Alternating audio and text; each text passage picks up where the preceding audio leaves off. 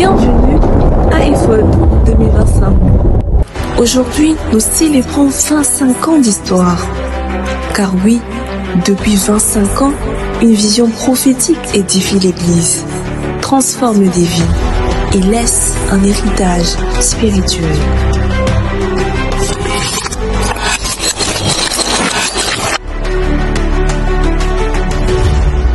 Depuis sa première édition, cette vision prophétique n'a cessé de grandir, impactant des vies, des ministères et des générations. De Kinshasa à Matadi, de Boma à Paris, du Brésil jusqu'en Angola, l'EFOD a fait entendre la voix prophétique bien au-delà des frontières. Au fil des années, des thèmes prophétiques forts ont marqué les esprits, tels que bientôt arrivera un nouveau roi, un nouveau sacrificateur près de l'autel. Quelle force pour les enfants! Cette vision n'aurait jamais eu un tel rayonnement sans ces orateurs et serviteurs de Dieu qui ont porté le flambeau. Le docteur Silas Makangu, le pasteur Lemalia Monica, l'apôtre Benny Bokeh, le docteur Tumba Mai. Nous honorons également les directeurs et fidèles qui ont rendu possible cette vision. Le docteur Parfait Bopé, pasteur, formateur, auteur et philanthrope, fondateur de la fondation Amour Parfait et auteur de plusieurs ouvrages. Il continue de propager l'évangile avec passion et engagement. Pour cette 25e édition, il nous entretiendra sur le thème prophétique, le troisième verbe du prophète. Le compte à rebours peut commencer.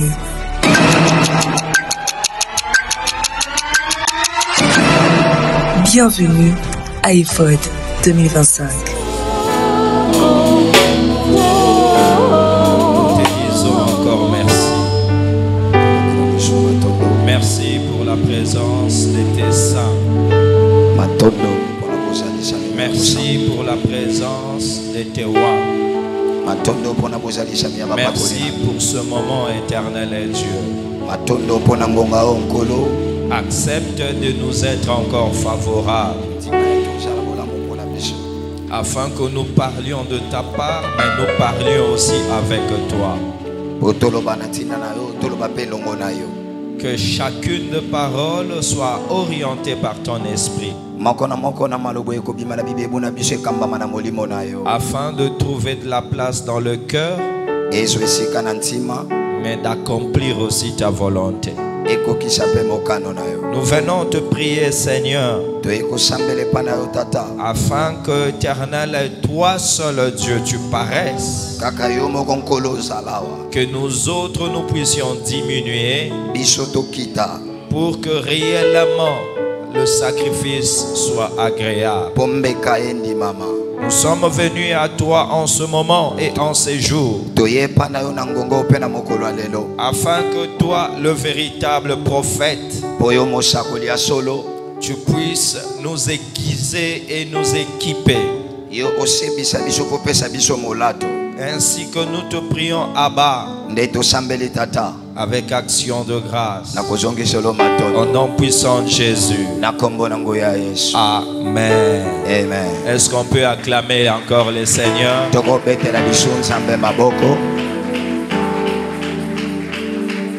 Nous allons juste profiter, puisqu'on est debout, pour faire la lecture de la parole de Dieu.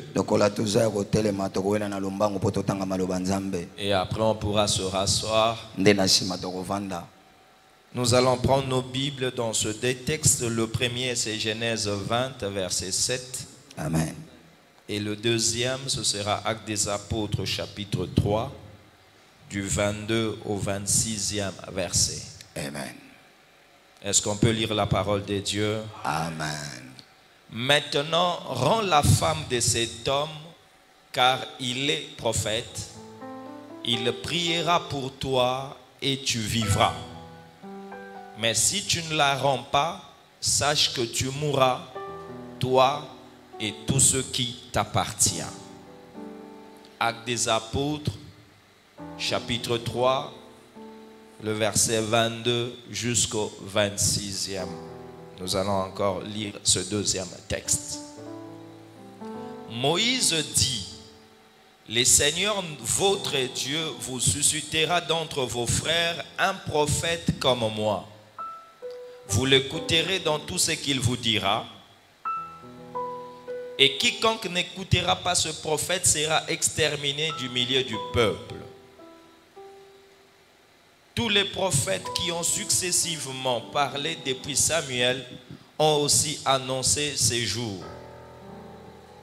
Vous êtes les fils des prophètes et de l'alliance que Dieu a traité avec nos pères en disant à Abraham: toutes les familles de la terre seront bénies en ta postérité. C'est à vous premièrement que Dieu, ayant suscité son serviteur, l'a envoyé pour vous bénir en détournant chacun de vous de ses iniquités. Nous pouvons acclamer cette parole en reprenant nos places. Shalom à tous. Shalom. Bienvenue, Excellence, ministre, serviteur, servant de l'Éternel. On ne pourra sans passer cet exercice de remercier parce que votre présence est d'une importance pour nous capitale.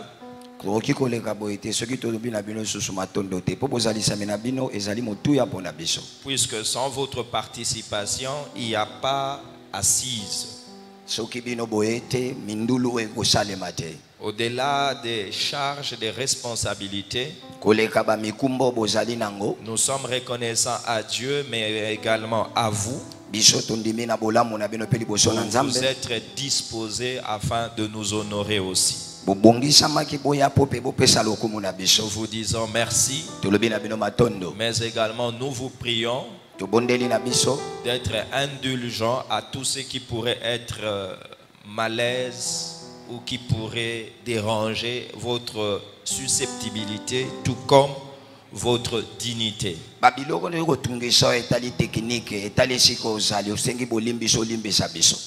J'espère que vous ne tiendrez pas rigueur. Nous ferons encore l'effort de nous améliorer. J'aimerais apporter ce message qui nous tient à cœur, autour duquel nous nous sommes réunis et pour lequel nous nous sommes investis pour avoir cette activité. Le troisième verbe du prophète. Vous remarquerez que dans ce sujet, le mot central, c'est le mot prophète. Le prophète, qui est-il? Pourquoi parler du prophète alors que dans la nouvelle alliance il y a aussi d'autres dignités ministérielles? Pourquoi pas parler du pasteur, lui qui est un ministère central dans l'évolution du peuple de Dieu? Mais bien aimé, sachez-le aussi que le mot prophète, c'est un mot très large qui gagne plusieurs dispensations à la fois, qui a été dans l'ancienne alliance alors qu'il n'y avait pas le mot apôtre, qui a continué dans la nouvelle alliance. C'est que c'est un mot qui mérite notre attention, d'autant plus que tout chrétien, il est fils d'Abraham, et que c'est Abraham le premier nommé prophète de la Bible. On ne peut pas parler du prophète sans faire référence à la première personne qui a opté ce titre-là. La première personne à être appelée prophète, c'est le père Abraham. Et ce qui est bizarre avec lui, c'est que c'est Dieu qui témoigne qu'il est prophète. C'est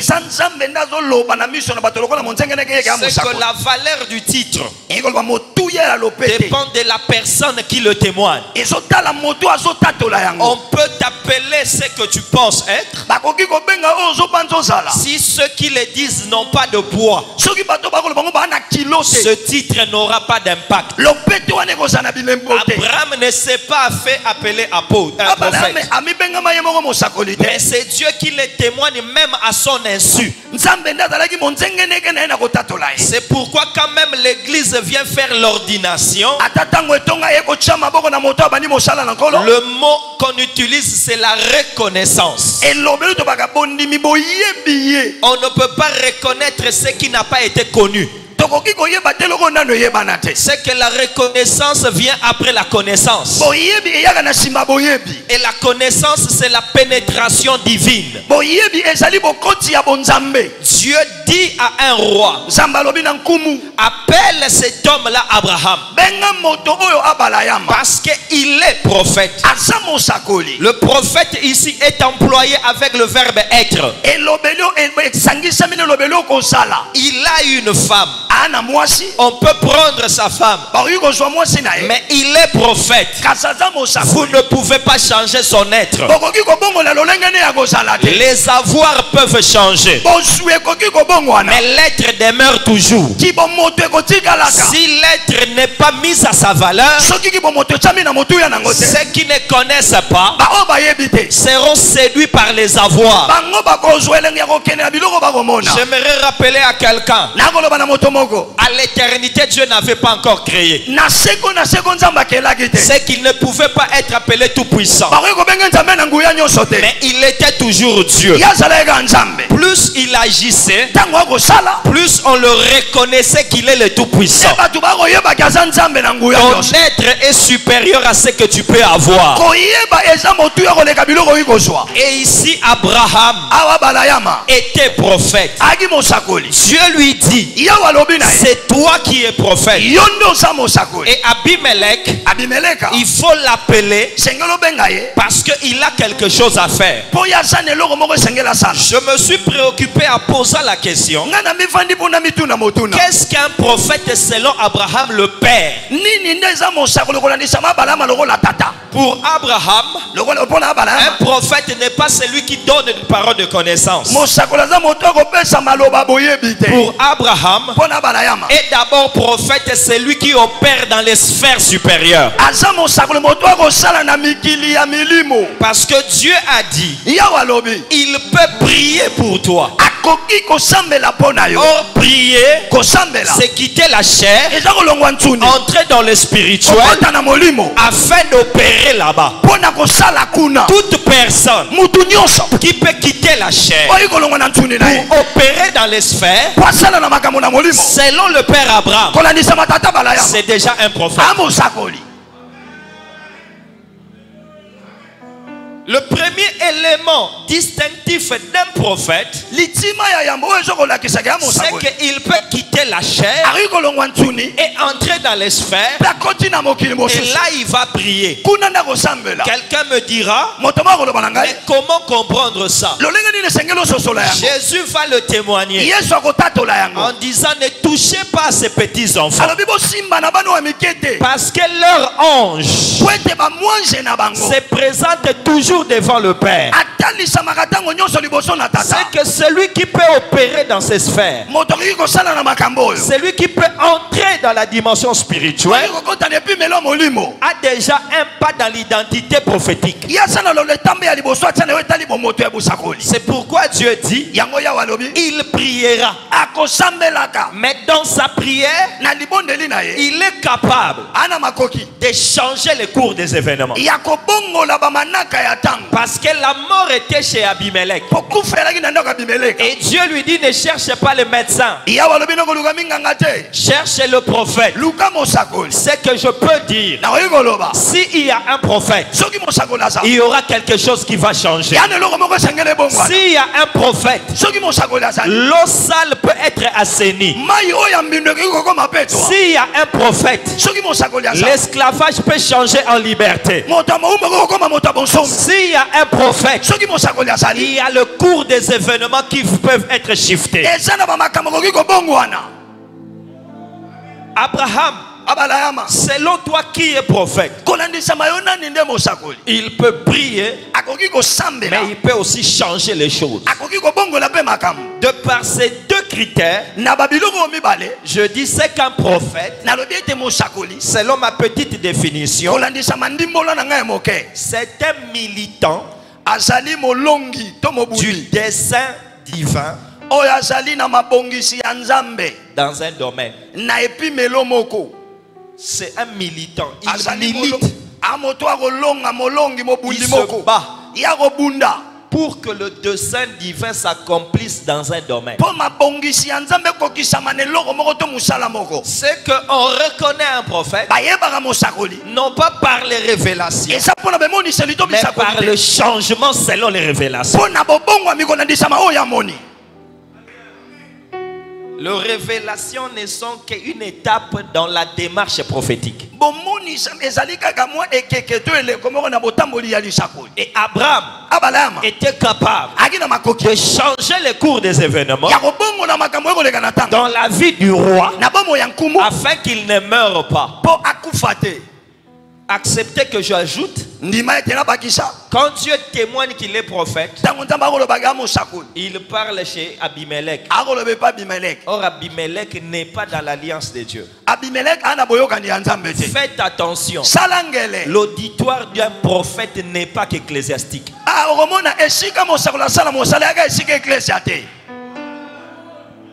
Parce que je peux dire ici, Dieu l'a envoyé chez un païen, un prophète, et au-delà de la dimension ecclésiastique ou sacerdotale.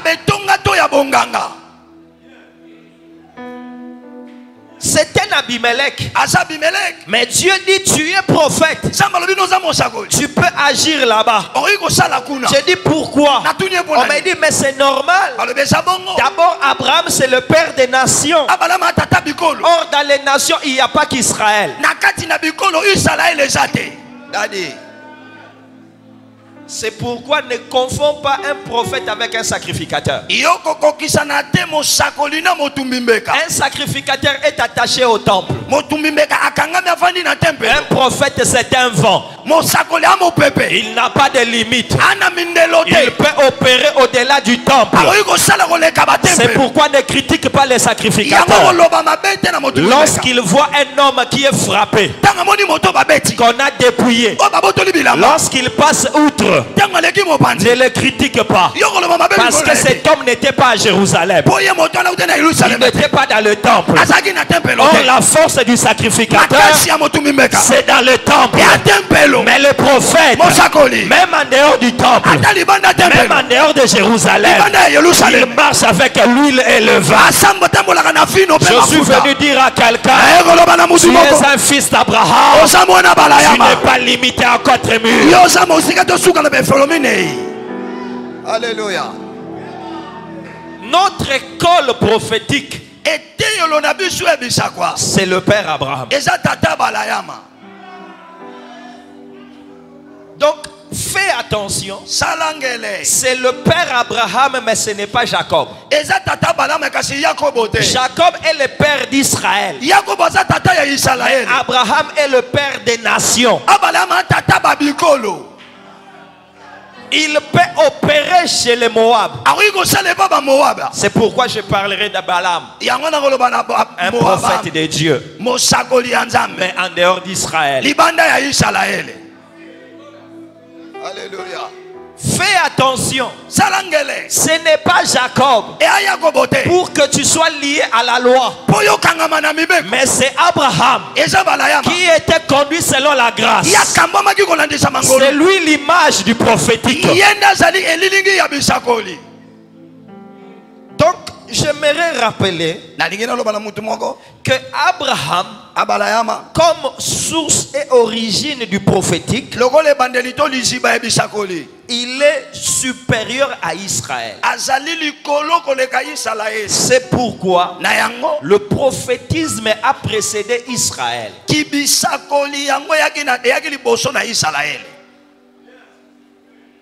Israël n'a pas apporté le prophétisme. Le prophétisme était bien avant Israël. Il y a eu le prophète Abraham. Alors que Israël attendait Moïse pour devenir nation. C'est pourquoi, comme Abraham a eu deux fils, Ismaël et Isaac, moi aussi j'aimerais dire, étant que père prophétique, Abraham a eu Balaam et Moïse. Parce que les deux, c'était de vrais prophètes, mais dans deux dispensations différentes.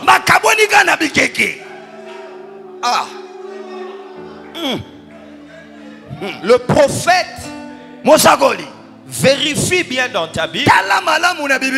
On n'a jamais nié la divinité et l'authenticité du ministère prophétique de Balaam.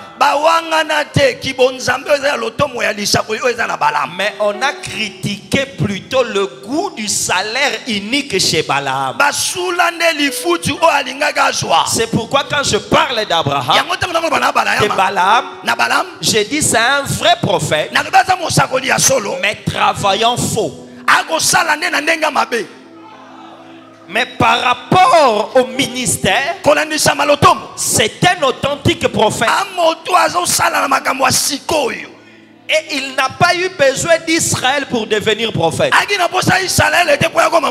Dieu est plus grand que la Bible. Le Saint-Esprit est plus grand que l'Église. Amen. Le ministère prophétique est plus grand que l'Assemblée.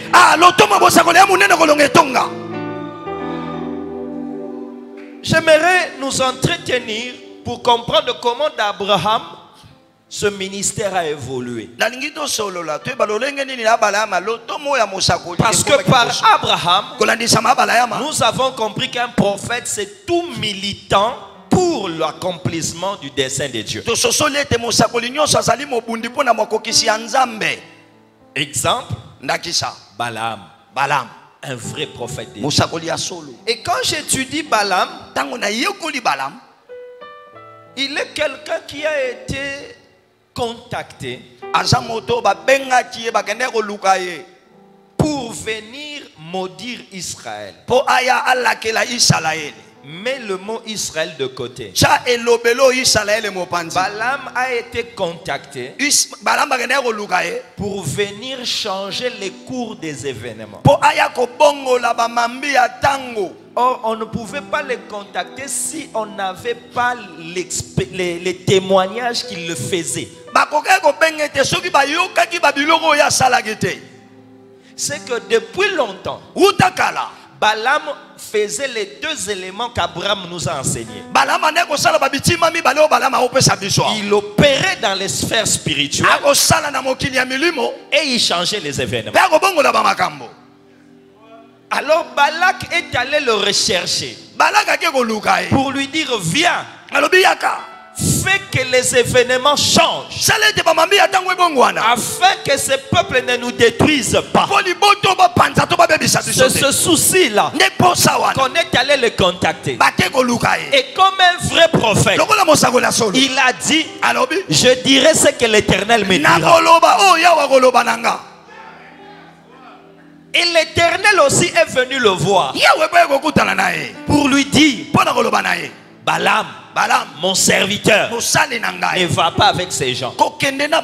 Mais Dieu a compris que sa parole était combattue par la soif du monde. Et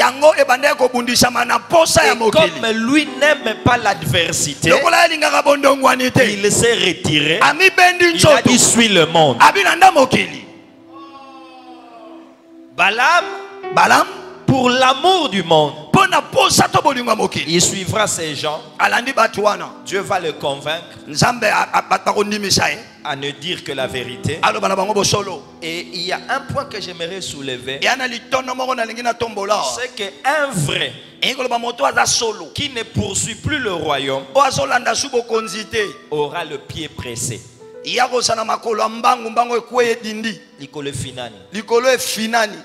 Parce que Balaam, dans sa marche, arrivait à un lieu L'ânesse n'obéissait plus.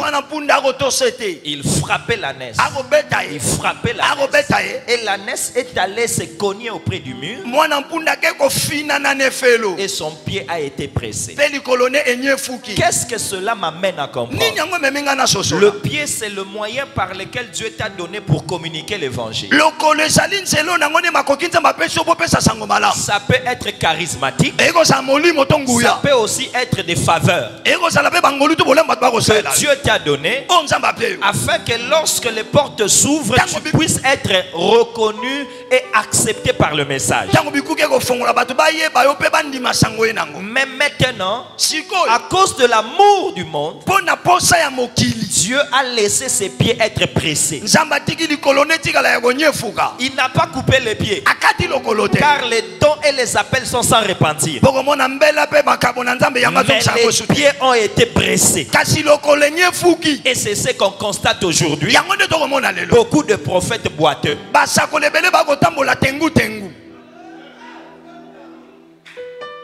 Un boiteux, il marche, mais pas à la vitesse dont on l'attend. Il prêche, mais les résultats ne sont pas à la dimension de ce qu'il parle. Il opère, mais il n'arrive pas à atteindre les buts que Dieu lui a assignés. J'aimerais rappeler à quelqu'un, le but du ministère, c'est le salut et non l'impactation. L'impactation est humaine, mais au moyen du spirituel. Mais le résultat est divin. Tant que les personnes n'ont pas été affectés pour être comme Dieu le veut, il y a toujours des difficultés dans la démarche ministérielle. Balaam, avec un pied pressé, représente ce genre de ministère que nous avons, mais qui, en poursuivant le monde, notre équipement n'opère plus comme ça devait être. Trop d'efforts pour peu de résultats. Beaucoup d'efforts pour moins de régénération. Tout ça pourquoi? Parce que Balaam ne savait pas que tout ministère a deux objectifs, mais qui sont successifs. Le premier objectif dans un ministère, c'est le bien-être. Oui, le ministère est donné pour le bien-être. Jésus a dit, l'Esprit du Seigneur est sur moi. Il m'a oint. Lorsqu'il dit pour, tout ce qu'il dit, c'est le bien-être. Que les boiteux marchent, que les aveugles voient, que les malades soient guéris. C'est le bien-être. Mais à la fin, il dit, et l'année de grâce est proclamée. Ce n'est plus le bien-être social, mais c'est le salut vrai. C'est que le ministère a comme finalité le salut, mais il marche dans le bien-être social. Parce qu'il y a souvent ce débat inutile. Il y a de ceux qui disent c'est pour le salut et ils négligent le bien-être. Laisse-moi te dire, on ne peut pas ressusciter le fils de la veuve de Sarepta si elle-même n'avait pas l'hospitalité pour recevoir le prophète. La résurrection vient après. Mais d'abord la prospérité. Si tu écartes le bien-être, l'impact du bien-être, tu es en train de faire dévier le but final qui est le salut. Mais de l'autre côté, il y a aussi ceux qui se sont rendu permanent dans le bien-être en négligeant les saluts. N'oublie pas, même la personne que le bon samaritain a sauvée, il ne lui a pas laissé beaucoup d'argent, mais il lui a laissé 2 deniers avec la promesse de revenir.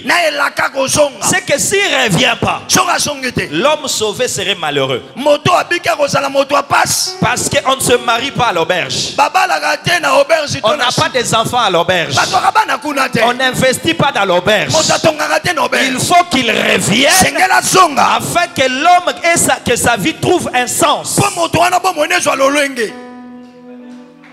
Balaam, un vrai prophète de Dieu, mais travaillant faux. C'est là où je me dis que l'utilité du prophète, c'est seulement pour nous conduire. Mais dans le maintenant et dans le temps. Dans le maintenant, c'est le bien-être social. Dans le temps, c'est par rapport au salut, qui n'est pas matériel, qui n'est pas humain, mais qui est d'abord spirituel. C'est dans ce nombre-là que je peux donner l'exemple de quelques prophètes. Acceptez que je le dise. Simon Kimbangu n'est pas un prophète messianique. C'est un prophète du bien-être social. Parce que son message, c'est un message par rapport au présent. Que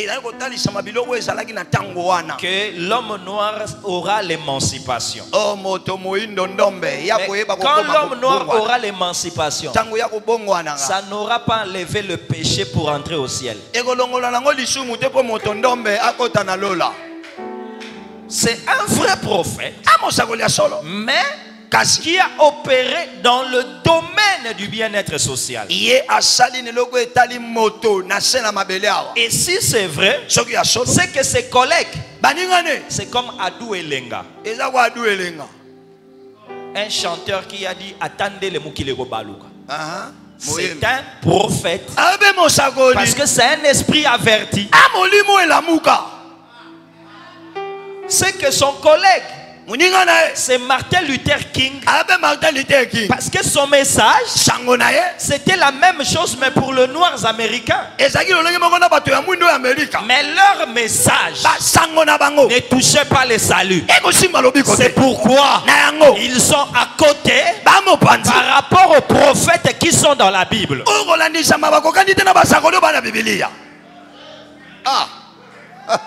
Je ne lui arrache pas son titre, mais je lui montre sa place. Donc on peut être prophète dans un domaine autre que le domaine religieux. Aussi longtemps que tu es un voyant, un averti, un inspiré dans ce domaine-là, on peut dire que tu es un prophète.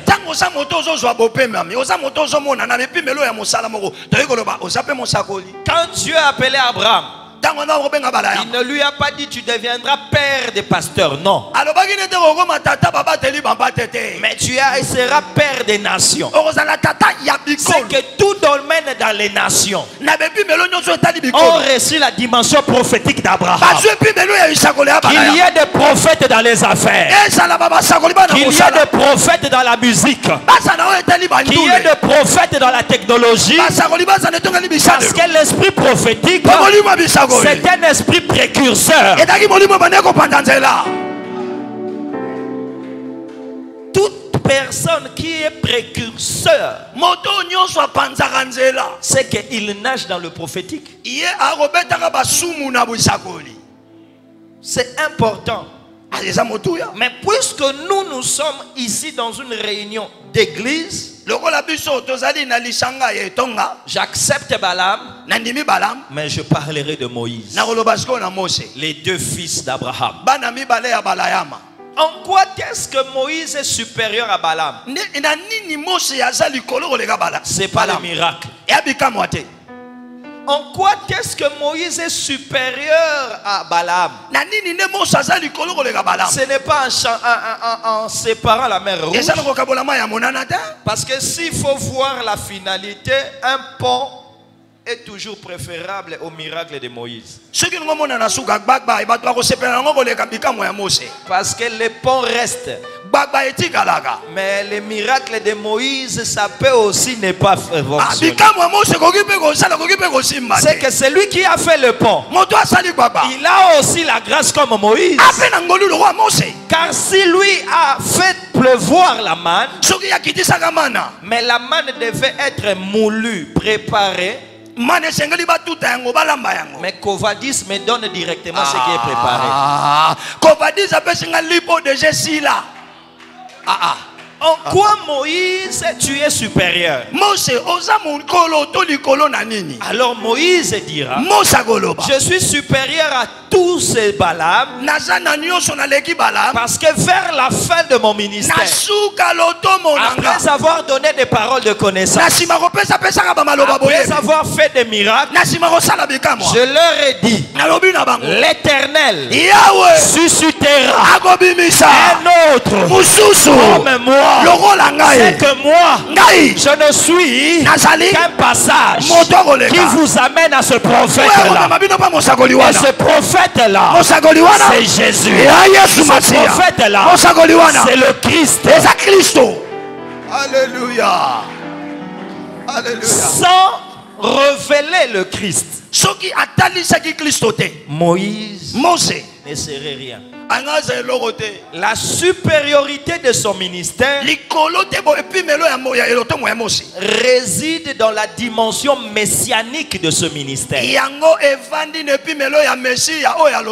Sans la dimension messianique, le prophète, il n'est que comme tous les autres opérant dans le monde des hommes. Parce que j'aimerais rappeler à quelqu'un, Nostradamus, il a fait beaucoup de prédictions et plus de 70% de ces prédictions se sont accomplies avec exactitude. S'il faut voir en termes de proportion, aucun prophète ne peut lui être comparé dans le 20e siècle. Mais il faisait tout ça pas comme chrétien, juste comme voyant. Juste comme voyant. Un esprit éclairé. Mais toi qui négliges ta messianité, parce que tu es complexé par la dimension divinatoire, tu n'as pas compris le ministère. C'est pourquoi Jésus, pour aider les prophètes, il leur a dit: le plus grand de tous les prophètes ne fera pas de miracle. Le plus grand de tous les prophètes, il ne va pas séparer l'eau. Le plus grand de tous les prophètes, il va montrer Jésus. Il s'appelle Jean-Baptiste.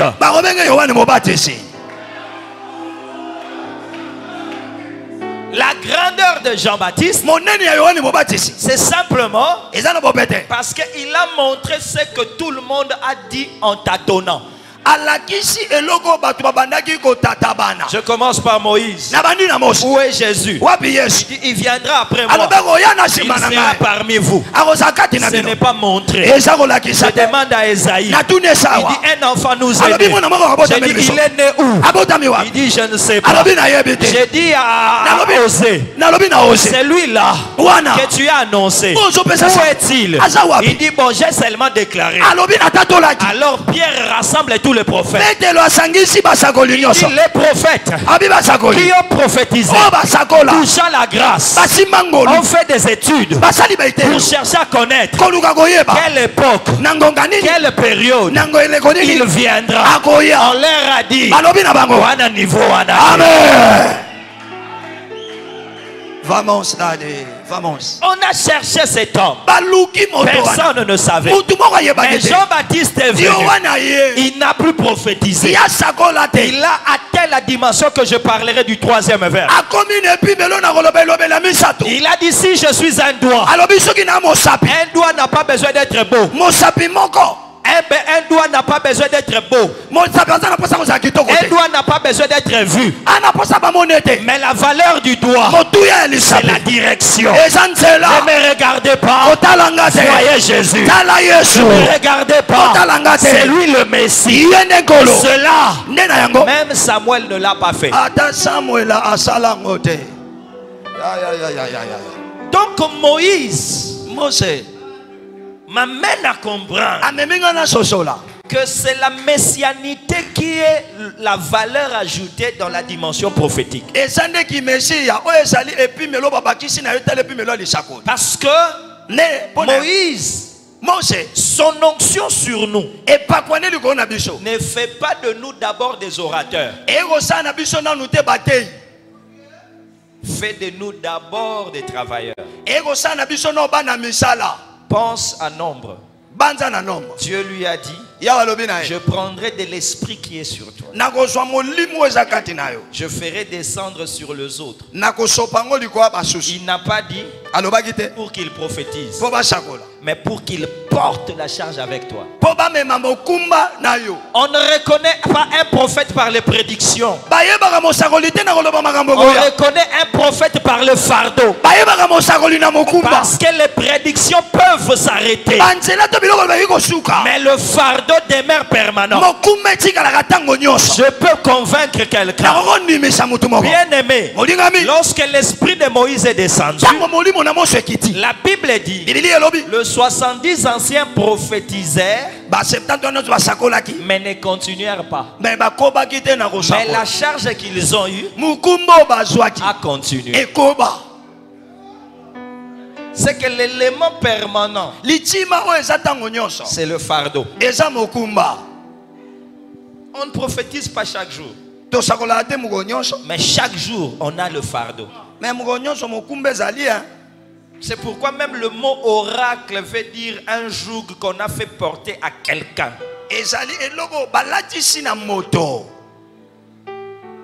L'oracle. C'est pourquoi tu verras même des prophètes comme Daniel, où les révélations qu'il avait faisaient qu'il tombe malade. Ça veut dire le poids des choses peut te faire souffrir. Et si tu n'as pas un cœur travaillé, tu ne peux pas être prophète. Un prophète, ce n'est pas le verbal, c'est d'abord le fardeau. C'est pourquoi je suis venu dire que ce Moïse-là, c'est vraiment un des meilleurs disciples du père prophète Abraham. Car ce que nous vivons aujourd'hui, supportez-moi, c'est pas Jésus, c'est Moïse. Parce que lorsque l'esprit de Moïse est descendu sur le 70 anciens, Josué est devenu jaloux. Il a dit, maître, il prophétise comme toi. Et Moïse se retourne. Il lui dit, es-tu jaloux de moi? Puisse l'Éternel Dieu, laisse que Dieu rende tout le peuple des prophètes. Lorsqu'il disait puisse l'Éternel, c'était la prière de Moïse. Or Moïse n'a jamais été refusé dans ses prières. Parce que même quand il voulait entrer en Canaan et qu'on avait refusé dans la chair, à la montagne de la transfiguration, il était entré à Canaan. Moïse dit à Dieu, laisse que tous les peuples deviennent de prophètes. Dieu a entendu. Il est allé dire à Joël. Joël dit à Moïse que dans les derniers jours, je répandrai de mon esprit sur toutes tes chairs. Alors tout le monde sera de prophète. Joël a répondu à Moïse que ça se passera dans les derniers jours. Moïse a dit laisse-moi voir cela. Alors Pierre est venu dans les actes des apôtres. Il a dit voici ce que Joël a dit. C'est tous les peuples qui prophétisent maintenant. C'est que par Moïse Dieu a ouvert la voie à une génération de prophètes. Alléluia. Nous sommes prophètes parce que il y a cet homme-là qui s'appelle Moïse, qui a demandé à Dieu que la dimension prophétique ne soit pas pour un groupe de gens, mais que la dimension prophétique soit pour tout le monde. Et nous sommes en ce temps-là. Ce n'est pas un verset, mais accepte mon audace. Sois prophète ou meurs en ce temps de la fin. Sois prophète ou meurs en ce temps de la fin. En ce temps de la fin, si tu n'es pas prophète, tu es écarté. Alors quelqu'un me dira, c'est vrai ça, j'ai dit oui. Donc moi aussi on peut m'appeler prophète. Je vais commencer un ministère. J'ai dit non. C'est là où tu n'as pas compris. Le premier verbe des prophètes, ce n'est pas diriger l'église et prêcher. J'aimerais parler du premier verbe. Parce que le mot verbe veut dire action. Quand nous disons il y a le troisième verbe du prophète, nous voulons dire la troisième dimension d'un ministère prophétique. Mais commençons par le premier verbe. Le premier verbe du prophète, je l'ai vu chez le jumeau de Moïse, Balaam. Nombre chapitre 24, le verset 3 au 4e. On va lire ça pour parler du premier verbe. Balaam prononça son oracle et dit: parole de Balaam, fils de Béor, parole de l'homme qui a l'œil ouvert, parole de celui qui entend les paroles de Dieu. Je précise pas la parole de Dieu. Les paroles de Dieu. La parole de Dieu, c'est la Bible. Les paroles de Dieu, ce sont des directives précises de Dieu.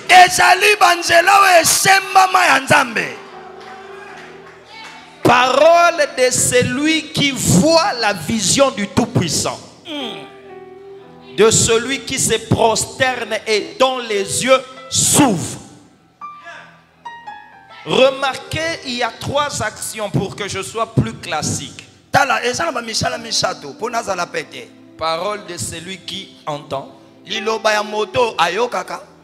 qui voit, qui se prosterne et dont les yeux s'ouvrent. Fais attention. C'est lui qui voit et celui qui a la vision. C'est pas la même chose. Parce que dans la Bible, il n'y a pas répétition. C'est qu'il y a 3 organes dans l'homme qui est prophétique. Il y a l'œil, il y a l'oreille et il y a le cœur. Car dans le cœur, il y a aussi des yeux pour comprendre. Car dans les psaumes, il est dit: ouvre mes yeux pour que je contemple les merveilles de ta loi. Ce n'est pas visuel, mais ça veut dire simplement: ouvre mon intelligence pour que je comprenne. Il y a la vision, il y a l'écoute et il y a la compréhension. Balaam. Pour toi, quel est le premier verbe d'un prophète? Balaam me dit, est-ce que les yeux fait sortir des infos? Non, ça fait entrer. Est-ce que les informations sortent par les oreilles? Ça fait entrer. Est-ce que le cœur parle? Non, ça fait entrer. C'est que le premier verbe, c'est recevoir. On n'est pas d'abord prophète parce qu'on fait sortir. On est prophète par rapport à ce qu'on fait entrer. Si tu ne fais pas entrer par les yeux, au moins par les oreilles. Si pas par les oreilles, par les cœurs. Car si rien n'est entré, comment tu vas parler? Le premier verbe d'un prophète, c'est recevoir la parole. Si tu n'as rien reçu, tais-toi. Parce que ce que tu reçois, c'est ce qui va te conférer le pouvoir pour le deuxième verbe. Mais dans le premier verbe, Balaam me dit, il faut recevoir. Le premier verbe du prophète, c'est comprendre la pensée de Dieu. Dieu a dit dans sa parole, comment ils vont prêcher s'ils ne sont pas envoyés? Mais pour la prophétie, il ne parle pas d'envoyer. Il dit comment ils vont prophétiser si l'Éternel ne parle? Or quand l'Éternel parle, c'est pour que toi tu écoutes. S'il parle, c'est pour que tu vois. S'il parle, c'est pour que tu comprennes. Sans le premier verbe, il n'y a pas du prophétique. Église de Dieu, ne soyons pas pressés. Le premier verbe, c'est la première action dans le prophétisme. Sans cela, on aura des difficultés. J'ai appris quelque chose, qu'il y a même des choses qu'on voit où il est interdit de parler. C'est que le parler est inférieur à l'écoute. Si c'est que je dis et la même chose de ce que je sais, c'est que demain je serai inutile. Fais tout pour que tu aies beaucoup et que tu donnes peu, pour que tu vois beaucoup et que tu dises peu, pour que tu fasses entrer beaucoup et que tu fasses sortir un peu. Amen, Daddy. Où sont les prophètes? Nous voulons recevoir d'abord. Nous voulons comprendre. J'ai vu un jeune qui voulait prophétiser. Dieu lui dit, que vois-tu? Il dit, je vois une branche d'amandier. Regarde très bien. Si Dieu n'avait pas pitié de Jérémie, Jérémie nous aurait créé des problèmes. Parce qu'il aurait pris le micro. Ainsi parle l'Éternel. J'ai vu une branche d'amandier. Il a vu, mais il n'a pas compris. Alors Dieu lui a dit, ce que tu as dit, voici l'explication. Comment on veut parler de ce qu'on voit sans expliquer la pensée cachée? Jérémie attends de comprendre avant de parler. Attends de comprendre avant d'expliquer. Parce que les prophètes, selon notre père Abraham, ce sont des personnes à qui Dieu dépose la compréhension de sa pensée. Premièrement, parce qu'il a confiance en eux. Deuxièmement, parce qu'il compte sur eux pour son exécution. Mais le premier verbe, c'est d'abord comprendre. Ce matin, je vais atterrir dans mon message introductif pour insister sur ce premier verbe. Bien-aimé, j'ai vu des gens être épuisés et essoufflés. Je leur demande, c'est quoi Quand j'étais jeune, je pensais que c'est Jézabel qui a fait souffler Élie. C'est pourquoi il était au désert. Il disait, Seigneur, prends-moi. Mais maintenant, je dis, c'est pas Jézabel. Parce que c'est la même Jézabel là. Elle était là, tu as fait descendre le feu. Qu'est-ce qui a changé? Il a fait descendre le feu par rapport à ce qu'il avait compris. Mais il ne savait pas les contre-attaques de ce qu'il fera. Alors Dieu lui dit, viens. La Sarepta peut te nourrir, mais c'est pour rester dans sa maison. Le corbeau peut te nourrir, c'est pour rester dans la grotte. Mais quand l'ange te nourrit, ça te donnera la force de marcher. Quand l'ange te nourrit, ça te donnera la force d'avancer. La nourriture détermine la longueur de ton ministère. Or la nourriture, c'est ce que tu fais entrer.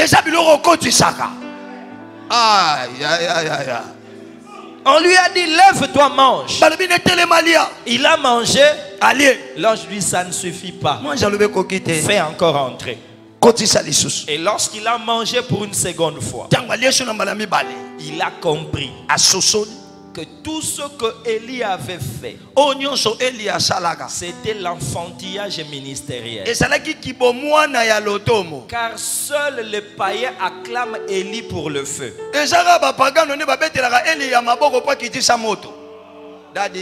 Seul le païen acclame Élie parce qu'il disparaît. Mais chez nous les Juifs, on acclame Élie parce qu'il nous a laissé Élisée. Il nous a donné Azaël. Il nous a enfanté des successeurs. Aujourd'hui, il y a un prophète qui est incapable de produire des gens. C'est un Élisée qui fait descendre le feu, mais après lui-même va fuir. Mais un Élie qui produit un Élisée, même si lui part, l'œuvre va continuer. Quand il part, la royauté va continuer. Quand il part, l'œuvre va continuer. Pourquoi? Parce qu'il a compris. Tu veux continuer avec le feu? Sache-le. Le feu, c'est le cortège de Dieu, mais ce n'est pas Dieu. On peut voir le feu sans Dieu. Et on peut voir Dieu sans feu. Ne t'arrête pas seulement au feu. Sur la montagne, il a vu le feu. Dieu n'était pas là. Il a vu le vent. Dieu n'était pas là. C'est que Dieu peut être dans le feu, mais le feu, c'est pas Dieu. On peut prophétiser, mais ce n'est pas ça le prophétique. Le prophétique opère dans la divine, dans le divinatoire. Mais tout prophétique n'est pas divinatoire. C'est pourquoi, comme je l'ai dit tantôt, la femme qui venait avec le parfum était plus prophétique que l'apôtre Pierre. Elle n'avait pas de titre, mais elle était prophétique. Alors que l'apôtre était là. Judas parlait de l'argent. Jean voulait voler avec l'Apocalypse. Mais cette femme était là pour connaître le prophétique. Sans le parfum, Jésus ne mourra pas comme il faut. Le prophétique, c'est connaître la pensée de Dieu et l'appliquer selon le temps. Et le premier verbe, c'est comprendre. Demain, c'est le deuxième et le troisième.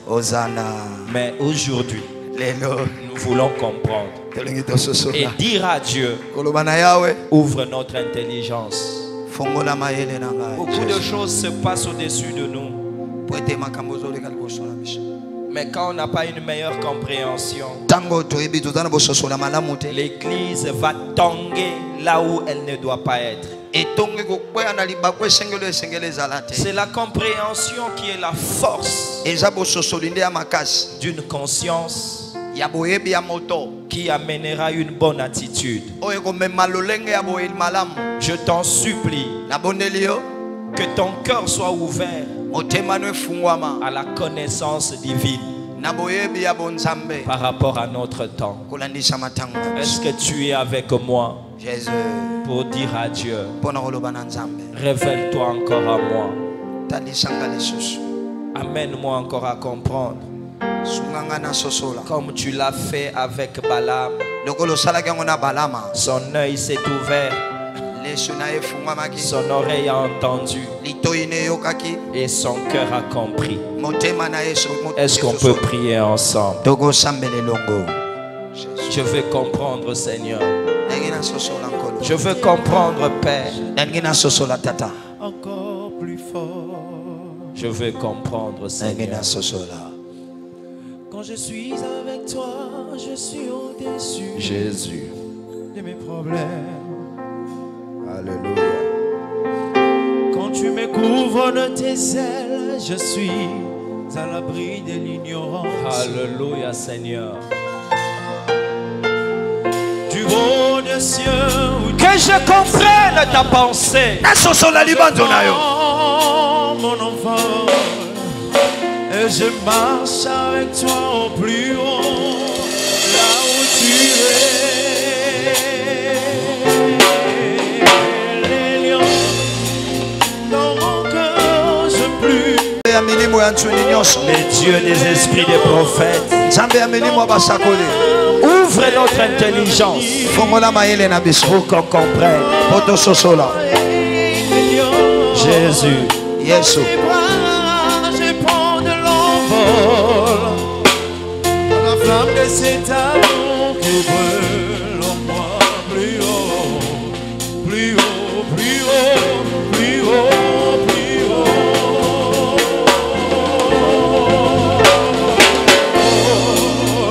Plus haut, plus haut, plus haut. La mer est claire. Emmène-nous, Yahweh.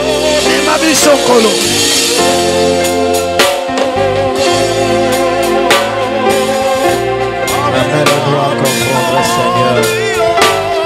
Amène-nous à comprendre, Jésus. Amène-nous à comprendre, l'Éternel. Nous avons besoin de toi, Jésus. Amène-nous à comprendre, Yahweh. Amène-nous à comprendre, Seigneur. Amène-nous, Jésus, à comprendre. Aide-nous, Seigneur, à comprendre. Amène-nous, Yahweh, à comprendre, Seigneur. Nous avons besoin de toi.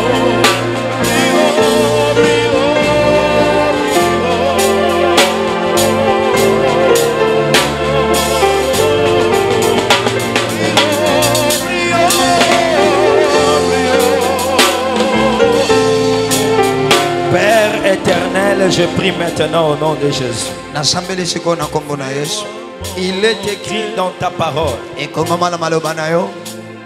si l'évangile est voilé, il est voilé pour ceux qui périssent, pour ceux dont le Dieu de ces siècles a aveuglé l'intelligence. Mais toi, Dieu, tu peux nous ouvrir l'intelligence, parce que nous ne sommes pas de ceux qui périssent, mais nous sommes de ceux qui ont la foi. Ouvre notre intelligence. Ouvre notre intelligence. Que cette parole illumine les yeux de notre entendement. Que cela ouvre notre cœur à la compréhension. Nous t'avons promis la gloire. Laisse que ce moment, que ta main agisse encore. Au nom puissant de Jésus. Amen. Est-ce qu'on peut acclamer les Seigneurs? Est-ce qu'on peut acclamer les Seigneurs? Jésus. Amen. Amen. Avant qu'on remette le micro, avec l'onction de mon ange gardien, le pasteur Daniel Mabonduka, j'aimerais t'inviter à venir donner ce qu'on appelle les offrandes du prophète. Mais j'aimerais simplement te dire, lorsque la femme avait touché le pain de Jésus, c'est elle qui s'est dit que j'aurai ceci. C'est pas Jésus. C'est à toi. Quand tu viens mettre de l'argent, c'est à toi de dire ce que tu veux recevoir et ce que tu veux que Dieu fasse. Et heureusement pour cette situation, même les pierres étaient incapables de l'empêcher. Même toi qui es venu en retard, tu peux même ajouter ton offrande. Et si tu es venu en retard, tu peux même prendre une enveloppe pour soutenir cette œuvre. On a eu des enveloppes pour 200, pour 100, pour 50, pour $20. Saisis cette opportunité et que Dieu te bénisse.